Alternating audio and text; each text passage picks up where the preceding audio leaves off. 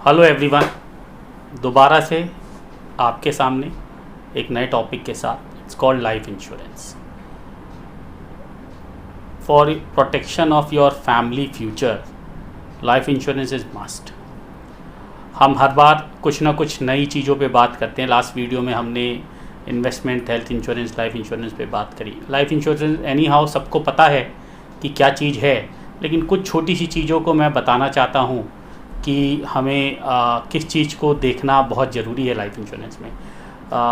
ये ज़रूर है कि सबके पास लाइफ इंश्योरेंस हैं, सब अच्छी भली पॉलिसीज़ हैं, बंच ऑफ पॉलिसीज़ हैं, सब अच्छा प्रीमियम दे रहे हैं, लेकिन किसी ने ये एनालाइज़ नहीं करा कभी कि क्या जो लाइफ इंश्योरेंस आपको चाहिए आपकी फैमिली के लिए, जो आपकी फैमिली को प्योर प्रोटेक्शन देती है, वो आपके पास है कि नहीं है। हम अपनी डेली भाग दौड़ की लाइफ में हर वक्त ये सोचते रहते हैं, डेली सुबह अपनी जॉब पे निकलते हैं या अपने काम पे निकलते हैं तो सोचते हैं कि भाई इतना रेगुलर फाइनेंशियली हम प्रोटेक्ट रहें कि मेरी फैमिली की लाइफस्टाइल जो है वो मेंटेन रहे।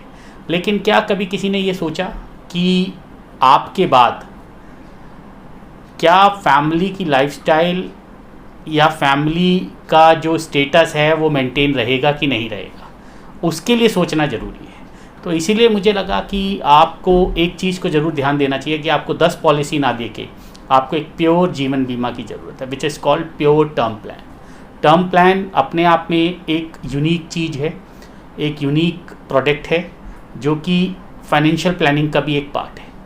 तो आपको 10 पॉलिसीज़ में जाने की ज़रूरत नहीं है, आपको एक टर्म प्लान रखना है। आपकी ज़रूरत के हिसाब से सम एश्योर्ड रखना है कि आप ये देख सकें कि जो लाइफस्टाइल आज आप मेंटेन कर रहे हैं वो सेम लाइफस्टाइल आपके बाद कुछ अनसर्टेनिटी होती है या आप नहीं रहते हैं, उसके बाद आपकी फैमिली को उस लाइफस्टाइल को मेंटेन करने के लिए कितना पैसा चाहिए होगा, तो हमें उस सम एश्योर्ड के हिसाब से टर्म प्लान लेना है। टर्म प्लान बहुत ही जेन्युइन चीज़ है, बहुत ही बढ़िया प्रोडक्ट है। बहुत सारे लोगों को ये गलतफहमी रहती है कि भाई हम टर्म प्लान क्यों लें,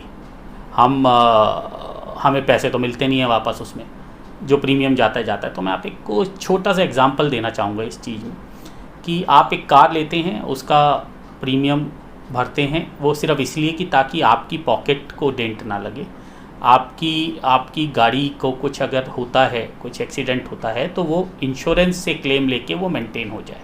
तो जब आप अपनी एक छोटी सी गाड़ी के लिए इतना सोचते हैं तो आपको अपनी फैमिली के लिए तो सबसे पहले सोचना चाहिए। तो आपको ये ज़रूर ध्यान में रखना चाहिए कि भाई हमें एक ऐसा इंश्योरेंस सबसे पहले चाहिए जो आज की भागदौड़ की ज़िंदगी में अगर कुछ गॉड फॉरबिड कुछ अनसर्टेनिटी हो जाती है तो मेरे बाद क्या मेरी फैमिली उसी लाइफस्टाइल को मेंटेन कर पाएगी, और नहीं कर पाएगी तो हमें कुछ ऐसा ज़रूर प्लान करना चाहिए कि जिसको मेंटेन कर पाए। तो आपको टर्म प्लान रखना है, उसकी कुछ चीज़ें हैं, आपको बहुत नॉमिनल प्रीमियम पे मिल जाता है। आप फ्लेक्सिबल पेमेंट रख सकते हैं, आप चाहें तो आप रेगुलर प्रीमियम रख सकते हैं। आपने सपोज लेट्स से एग्जांपल 20 साल का टर्म लिया तो आप 20 साल प्रीमियम दे सकते हैं।